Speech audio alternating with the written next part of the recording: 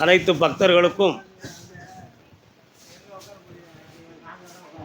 நமது கோவிலினுடைய அருள் நிறை காட்சிகளை யூடியூப் சேனல் மூலமாக உலகமெங்கும் பார்த்து மனதுக்குள்ளே தியானம் செய்து தன் கோரிக்கைகள் நிறைவேற வேண்டும் என்று நினைத்து அன்றாடம் தியானித்து கொண்டிருக்கிற எல்லா பக்தர்களுக்கும் உங்கள் அனைவருடைய உள்ளங்களும் நினைத்ததை அடைந்து நல்லதையே நினைக்கவும் அருள் புரிந்து உங்களை காக்க வேண்டும் என்று சொல்லி என்னாலும் உங்களுக்காக நான் பிரார்த்தனை செய்து கொள்கிறேன்.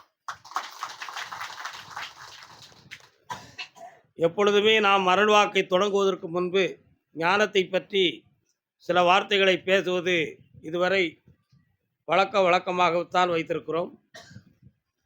இன்று கால நேரங்கள் அதிகபட்சமாக ஓடி இருக்கிறது. ஞானத்தை பற்றி பேசும் பொழுது அருள்வாக்கு பேசுவதற்கு நேரமில்லாமல் போய்விடுமோ என்னும் ஒரு மனப்பயம் சில பக்தர்களுடைய உள்ளத்துக்குள் ஊஞ்சலாடுகிறது.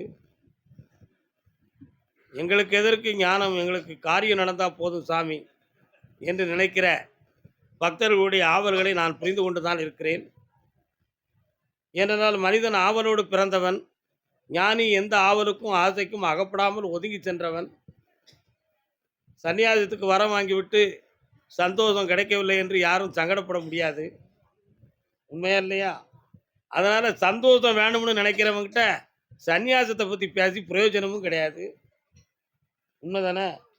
அதனால் எல்லாமே உணர வேண்டி இருக்கிறது. முன்ன பின்ன முடி வளர்த்தவங்களாம் முனிவர்னு சொன்னோம்னா அதை உலகம் ஒத்துக்கிடாது. முன்னும் பின்னும் முடி வளர்த்தவனை முனிவர்னு சொல்ல முடியுமா? ஒத்துக்கிட முடியாது. அப்போ யார் அந்த முனிவன் அப்படின்னு கேட்டால் முற்றும் துறந்தவன் முனிதன். முற்றும் துறந்தவனா யாரு? என்னத்தை துறக்கணும் அப்படின்னு கேட்டால் எல்லாருக்கும் இதுவரை கேள்விப்பட்ட மாயை என்னது? குடும்பம், குட்டி, மனைவி, மக்கள், பாசம், ஆசை, இவர்கள் அனைத்தையும் துறந்தவன் தான்டா ஞானி அப்படின்னு இதுவரை ஒரு பழக்கத்துவான வார்த்தையை நமக்கு சொல்லி வச்சுருக்கிறாங்க. அதுதான் உண்மைன்னு நினச்சி எல்லா மக்களுமே இன்னைய வரை அந்த பாதையிலே தான் போய்கிட்டு இருக்கிறாங்க. அதை நம்பிக்கிட்டு இருக்கிறாங்க. அந்த பாதையில் விரும்புகிறவங்க தான் சிலர். பலனடைஞ்சவங்க கொஞ்சம் எண்ணி தான் சொல்லணும், பார்ப்போம், சிந்தனை பண்ணி சொல்லுவோம் அதை. ஆனால் முற்றும் திறத்தல் என்பது என்ன? அமைதி. நீங்கள் ஒரு ஆயிரக்கணக்கான மக்கள் இருக்கீங்க, நான் ஒருத்தன் தான் கத்துறேன், எல்லாரும் சத்தம் போட்டுன்னா என் சத்தம் வெளியேறாது. கொஞ்சம் மன அமைதி வேணும். இந்த முற்றும் திறத்தல் அது என்னதுங்கிற ஒரு விளக்கம் நமக்கு தெரியலை. ஆனால் உண்மையிலேயே முற்றும் திறப்பது எது அப்படின்னு கேட்டால், நம்முடைய கண்கள் விழித்திருக்கு என்ன, அதனால தான் காட்சிகளை பார்க்குறோம். வாய் திறந்திருக்கு, பேசுகிறோம், அதுக்கு பூட்டும் திறப்பு இருக்குது. நாக்கு அளவுக்கு மீறி பேசணும்னு நினச்சி தான் 32 பல்லையும் வச்சு சிறைச்சாலையில் வச்சு தான் ஆண்டவன். அப்படி இருந்தும் மீறி என்னமெல்லாம் பேசி எத்தனை குடும்பத்தை கெடுத்துருச்சு இந்த நாக்கு. உண்மையா இல்லையா? அதான் நலங்கெட்டு போன நயவஞ்சகரி நாக்கு தான் உலகத்திலே கொடிய வஞ்சனை. நாக்கை அடக்கலாம், அறுத்துட்டா ஒழிஞ்ச முடியாது. அப்போ நாவடக்கம் தேவை. மூக்கு திறந்திருக்க போய் தான் சுவாசிக்கிறோம், காது திறந்திருக்க போய் தான் செய்திகளை கேட்குறோம், இனிமையான கீதங்கள், ராகங்கள், இவைகளெல்லாம் பார்க்குறோம். இது பூரா கண்ணுக்கு தெரிந்த திறப்புகள். உடலுக்கு 9 வாசல், அப்படித்தானே? உடலுக்கு 9 வாசல். மெய், வாய், கண், மூக்கு, செவி, எருவழி, கருவழி, சிறுவழி போன்ற வழிகளை எண்ணி பார்த்தால் 9 வாசல். அது ஆணுக்கா பெண்ணுக்கான ஒரு ஆராய்ச்சி பண்ணார் ஒரு ஞானி. அவர் தான் குணங்குடி மஸ்தான் சாஹிப். பெண்ணுக்கு வாசல் 12, ஆணுக்கு வாசல் 9. உணர்ந்தால் உணர்வார் பெரியோர்கள். அதில் உடலுக்கு 9 வாசல்னு ஒரு பாடலில் உமர் கையாம் பாடுறார். உடலுக்கு 9 வாசல் அப்படின்னு சொல்லி. ஆனால் இதை கொஞ்சம் ஆய்வு செய்து பார்ப்போம். இவைகளெல்லாம் இந்த வாசலெல்லாம் திறந்த நிலைகளில் இருக்குது. திறந்திருந்தாலும் உள்ளே ஓடுகிற மூச்சு மட்டும் அந்த வழியில் வெளியே போகவே இல்லையே, அது உள்ளுக்கே ஓடிக்கிட்டு தானே இருக்குது. உண்மையா இல்லையா? இத்தனை வாசல் இருந்தும் இந்த பிராணனுங்கிற காற்று அந்த வாசல் வழியாக வெளியேறவே இல்லையே. அது என்னைக்கு முடிவெடுத்து போகுதோ அதுவரை இவன் ஆடாத ஆட்டம் ஆடுவான் அந்த உலகத்தில். உண்மையா இல்லையா? அது என்னைக்கு வெளியேறி போகுதோ அதுவரை ஆடாத ஆட்டம் ஆடுவான். என்னால் எல்லாம் முடியும், நான் தான் அந்த உலகம், தனக்குன்னு ஒரு பதவி இருக்கும் பொழுது, அந்த பதவியில இருக்கும் பொழுது மனுஷன தெரியாது. அதிகாரம் தான் தெரியும். ஓய்வு பெற்று உட்கார்ந்துட்டோம்னா, அன்னைக்கு மனுஷன தெரியும், மனிதாபிமானத்தையும் தெரியும். உண்மையா இல்லையாப்பா? பதவி, அதிகாரம் இருக்கும் பொழுது மனிதன தெரியாது. மனித நேயம் தெரியாது. அவனுடைய அதிகார பவர் தெரியும். ஆனா ஓய்வெடுத்து ஒதுங்கி உட்கார்ந்துட்டோம்னா, பார்க்கிறவன்லாம் இவன் வரமாட்டானா, அவன் இருக்க மாட்டானா, அப்படின்னு அன்னைக்கு தான் அவன மனுஷன தெரியும். ஏன்? அந்த பவர், அந்த போர் இருக்கும்போது அவன் ஆடாத ஆட்டம் ஆடுவான். எப்பொழுது உன் கையில் பொறுப்பேற்கப்பட்டதோ, அப்பொழுது நீ மக்களுக்கு தொண்டனாக மாற வேண்டும். எப்பொழுது உன் கையில் அதிகாரம் இருந்ததோ, அப்பொழுது இந்த அன்பு மக்கள் மீது நீ அன்பு செலுத்தி, அவர்களை அறநெறியோடு நடத்துகின்ற வழிகாட்டியாக நீ திகழ வேண்டும். இது மனிதன் இருக்கணும். ஆனா அப்படி இல்ல. இந்த உயிர் இருக்கும்போதே எல்லாம் செஞ்சு முடிச்சிடணும்டா. அப்ப நினைச்சு ஆடாத ஆட்டம் ஆடுறான். இதான் உண்மை. ஆனா அவன வந்து ஆதாரத்துக்கும் ஒவ்வொரு ஒலி இருக்கு. ஒவ்வொரு ஒலி. மூலாதாரம் ஒலி. சுவாதிஸ்தானம் ஆவை மறந்து அப்படி. மணிப்பூரகம் ஆவும் ஹாவும் சேர்ந்த ஒலியில் ஹம் அப்படி வரும். இப்படி 7 ஆதாரங்களுக்கும் 7 வகையான ஒலி இருக்கு. இந்த 7 ஒலிகளும் ஒருங்கிணைக்கும் பொழுது வார்த்தைகளாக மாறலாம். செவிக்கு இனிய ஒலிகளாக மாறலாம். இப்படி இந்த 7 வகையிலும் 7 சப்தம் இருக்கு. சத்தம்ங்கிறது வந்து ஓசை, சப்தம் என்பது எண்ணிக்கை. 7ங்கிறது சமஸ்கிருதத்துல சப்தம். சப்த கன்னிமார்கள், 7 கன்னிமார்கள். புரியுதா? இங்கதான் ரொம்ப முக்கியமான விஷயம் நடந்துச்சு. இந்த 7 வகையான ஆதாரத்துக்குள்ளேயும் ஒவ்வொரு சப்தத்தையும் கேட்கிறது வெளிக்காது வழியா கேட்க முடியாது. உள்செவி திறந்தா தான் கேட்க முடியும். உள்செவி திறந்த உடனேயே ஒருத்தனுக்கு புத்தி மாறாட்டம் வந்துடும். என்னமோ நடந்துருச்சு நம்ம உடம்புக்குள்ள அப்படிங்கிற ஒரு பதட்ட உணர்வுல மன பேதலிப்பு ஏற்பட்டுரும். அதை அவனுக்கு நெறிப்படுத்த முடியாது. அதனால தான் சித்தர்களுக்காக தவம் இருந்து பலர் பித்தனாக மாறிய கதை அங்கு வந்தது. வெளி உலகத்தை பார்த்துக்கிட்டு இருந்த ஒருத்தன் உள்ளுலகத்தை பார்க்கும் பொழுது உள்ளுக்குள்ள வித்தியாசமான காட்சிகள் வந்து தோன்றுது. கற்பனையா, மாயையா, உண்மையா அப்படின்னு தெரியாம அவன் வேதனைப்பட்டு பேதலிச்சிருந்தான். அங்கேயும் அவனுக்கு மைண்ட் டைவர்ஷன் ஆயிடுது.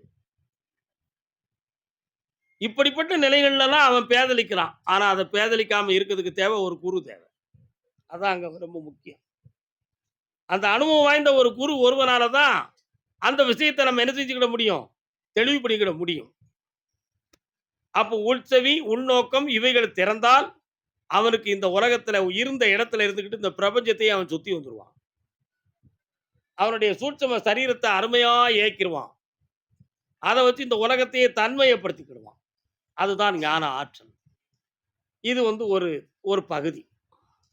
இந்த முற்றும் திறத்தல்ங்கிற ஒரு விஷயத்துக்குள்ள தான் நம்ம வரணும். என்னன்னா 7 சக்கரங்களும் நம்ம கண்ணுக்கு புறப்படாம இயங்குது. ஆனா அது மூடி இருந்து தான் ஒவ்வொரு சக்கரங்களும் திறக்கப்படாமல் மூடி இருந்தே இயங்கிக் கொண்டு இருக்கிறது. அதனால அவன் சராசரி மனிதனாக இருக்கான். இந்த 7 சக்கரத்தையும் தவ வலிமையால் ஒவ்வொரு ஆதாரங்களையும் 7 சக்கரங்களுக்கு மறுபெயர் ஆதாரம். ஒவ்வொரு ஆதார சக்கரத்தையும் திறந்து அப்படி சகசிரார வாயிலாக பிரபஞ்சத்தை பார்க்கின்ற அளவுக்கு அது திறந்துருச்சுன்னு சொன்னா 7ம் முற்றும் திறந்து விட்டன என்பது பொருளாகும். அப்படி அந்த 7 ஆதார சக்கரத்தையும் முற்றும் திறந்துட்டான்னா இருந்த இடத்துல இருந்து இந்த உலகத்தையே அவன் புரிஞ்சுக்கிடுவான். ரிமோட் மாதிரி இயங்கிக்கிடுவான். அதுதான் ஞானம். இதைத்தான் முற்றும் திறத்தல் என்பதை ஞானிகளும் முனிவர்களும் நமக்கு உரைத்தார்கள். ஆனா சராசரி மனிதன் எப்படி இருந்துகிட்டான்னு சொன்னா மனைவி, மக்கள், ஆசை, பாசம், காசு, காமம் இதையெல்லாம் நீ திறந்தாதான் நீ தவத்துக்கு வர முடியும்னு அவங்க சொன்னாங்க. அது ஒரு பாதை. அது எப்படி என்றால் இந்த 7 சக்கரங்களும் முற்றும் திறந்த உடனேயே தன்னை அறியாம இவன் மனதும் இவனுடைய அறிவும் சக்கரத்தின் வாயிலாக செல்லுமே தவிர சராசரி மனித ஆசை பாச வாயிலுக்குள்ள வராது. புரியுதா?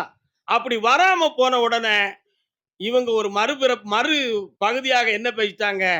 இந்த இல்லற வாழ்க்கையவும் இந்த ஆசை பாசத்தையும் திறந்ததுனால அவருக்கு அந்த ஞானம் கிடைச்சிடுது இவங்க சொல்லிட்டான். ஆனா உண்மையிலேயே நடந்தது அப்படி இல்லை. 7 ஆதாரங்களையும் முற்றும் திறந்து சகசிராரத்தை ஆண்டனா சேனல் மாதிரி அவங்க எழுப்பி நிறுத்தி இந்த பிரபஞ்சத்தை ஆகாயத்தின் மூலமாக தான் அடைய வேண்டிய சக்திகள் அனைத்தையும் உணர்ந்து தன் மனதுக்குள்ளே அடக்கி வைத்திருந்தவனுக்கு பேர் தான் மகாஞானி. அதுக்கு திறக்கிறதுக்கு தான் இந்த சக்கரத்தை திறக்கக்கூடிய சக்தியை குருமார்களுக்கு உண்டு. இன்னைக்கு நிறைய புத்தகத்துல சக்கரத்தை திறக்கிறது எப்படின்னு சொல்லி எழுதியிருக்கான். புத்தகத்தை பார்த்து ஏமாந்துறதாங்க செலவு மக்களே. அதுல ஒவ்வொருத்தரும் ஒவ்வொரு பாதையில் எழுதியிருக்கிறாங்க. மனம் பேதலிச்சிரும், உடம்பு பாதிச்சிரும், வாழ்க்கை பாதிச்சிரும். குரு முகாந்திரம் இல்லாமல் அந்த பாதையில் செல்லக்கூடாது. ஆனால் இதை தெரிந்து குரு வாயிலாக நம்ம கற்றோம் என்றால் நாம் பலனடைய முடியும். எங்க தாத்தா வைகுண்டம் காட்டுப்பாதையில் போய்கிட்டு இருக்கும்பொழுது எனக்கு நாராயணா இளநீ வேணும்னு சொல்லுவார். 10 நிமிஷம் 15 நிமிஷத்தில் எங்கேயோ இருந்து ஒரு இளநீ பக்கத்துலேயோ அல்லது மரத்தில் இருந்தோ கீழே விழுந்துடும். அதை எடுத்து சாப்பிட்டு வந்துடுவார். இளநீ வேணும்னு சொன்னதுக்கும் சில நேர நொடிகளுக்குள்ளே அந்த இளநீர் கிடைச்சதும் எப்படி? அவர் அடைந்த பிரபஞ்ச சக்தியினுடைய ஒரு பக்குவம். அந்த சக்தி எப்படியோ அவன் தேவையை நிறைவேற்றுது. அத மாதிரி இந்த முற்றும் 7 சக்கரங்களையும் திறந்து பூமியில் இருந்த அதிர்வுகளையும், ஆகாயத்திலிருந்து வருகின்ற சக்திகளையும், காற்றில் கலந்த அலைகளையும், நெருப்பில் உள்ள வியாப சுவாலைகளையும் மனிதன் தன் ரத்தத்தில் இருக்கின்ற ஈர பசைகளின் மூலமாக ஈர்த்து இந்த பஞ்சபூத சக்திகளையும் தன்னுடைய 7 சக்கரங்களுக்குள்ளே இயக்குகின்ற தன்மையை அவன் அடைந்து விட்டான் என்றால் அவனே கடவுளின் மறுபகுதியாக வாழ்வான். அவனே ஆண்டவனின் மறுபகுதியாக இருப்பான். அவன்தான் ஞானி. அந்த நிலைகளை அடைவதற்காக பாடுபடுவதற்கு பேர் தான் தவம். அந்த வழியில செல்வதற்கு பேர் தான் ஆன்மீகம். அதை முழுமையாக தெளிவாக சொல்லிக் கொடுத்தா எல்லாரும் பலனடைய முடியும். இந்த உலக வாழ்வை பூரணமாக்கிக் கொள்ளவும் முடியும். ஆனா அதுக்கு ஜீவகாருண்யம் தேவை. உயிர்கள் மீது அன்பு வேண்டும். எல்லா மனிதர்கள் மீதும் என்ன செய்யணும்? இரக்கம் வேணும். நல்லவன் கெட்டவன்னு பார்க்கக்கூடாது. போட்டி பொறாமையான உள்ளுணர்வு நமக்கு இருக்கக்கூடாது. பரந்த மனப்பான்மையோட வாழணும். ஏன்? கடலுக்கு அளவில்ல, ஆகாயத்துக்கு அளவில்ல, பூமிக்கு அளவு இருப்பதாக புவியியல் ஆசிரியர்கள் சொல்லியிருக்கிறாங்க. அதனால என்னால் அதை சொல்ல முடியல. காற்றுக்கும் அளவில்ல. ஆனா குறிப்பிட்ட தூரத்துக்கு மேல காற்று இல்லைன்னு சொல்லி நம்ம விஞ்ஞானிகள் சொல்றாங்க. புரியுதா? ஆனா ஆகாயத்துக்கும் அளவில்ல, கடலுக்கும் அளவில்ல. அப்படின்னு நம்ம இன்னைக்கு அனுபவ ரீதியா புரிஞ்சுக்கிட்டு இருக்கோம். அத மாதிரி இந்த மனம் என்னும் கடலுக்கும் அளவில்ல. மனக்கடலுக்கு அளவே கிடையாது. இந்த மனக்கடலை சரிவரப்படுத்தி நெறிப்படுத்திட்டோம்னா எல்லாமே இந்த உலகத்துல நாமால பெற முடியும். பெறுவதற்காக நமக்கு தேவை பரந்த மனப்பான்மை. பகவானுக்கு அளவு உண்டா? அவன் உள்ளத்துக்கு கிடையாது. ஏன் கிடையாது? அவனுக்கு தெரியும். அந்த சக்திக்கு நல்லா புரியும். கடவுளுங்கிறவன் ஒரு உருவமா, ஒரு தனிப்பட்ட பிரம்மையா? இல்லை, அது பரந்த ஒரு சக்தி, பரோபகரமான நற்குணம் படைத்த ஒரு பேராற்றல். நல்லது மட்டும்தான் தெரியும், கெட்டது தெரியாது. என்ன நம்ம என்ன வேண்டி என்ன நடைமுறையை வச்சுக்கிட்டோமோ அது நமக்கு எதிரொலியாக பிரதிபலித்து வரும். அப்படி ஒரு பேராற்றல் தான் கடவுள். ஆனால் அதுக்கு வஞ்சகம் கிடையாது, சூது கிடையாது, வாது கிடையாது, பொய் கிடையாது, போட்டி கிடையாது, பொறாமை கிடையாது, எதுவுமே கிடையாது. அது தூய்மையான ஒரு பேராற்றல். அந்த ஆற்றலை நினைத்து உணர்ந்து மனதை பக்குவப்படுத்தி நம்முடைய மனதை என்றும் மாசிலாத நிலையில் கொண்டு வந்து ஞானத்தை பெற்றுவிட்டோம் என்றால் மனிதனும் தெய்வமாகலாம். ஆகையினால் மாசிலா மனமே ஈசன் கோயில் என்று உணர்ந்து என்னாலும் நம் மனதை காப்போம், உணர்வை நெறிப்படுத்துவோம், உள்ளத்தை இறைவனுக்கு பறிகொடுப்போம், ஆனந்தமாக வாழ்வோம் என்று சொல்லி அருள் வாக்கை தொடங்குகிறோம். சக்திவேல் குமரனுக்கு, சாந்தமயில்நாதனுக்கு, செந்தூர் பதியனுக்கு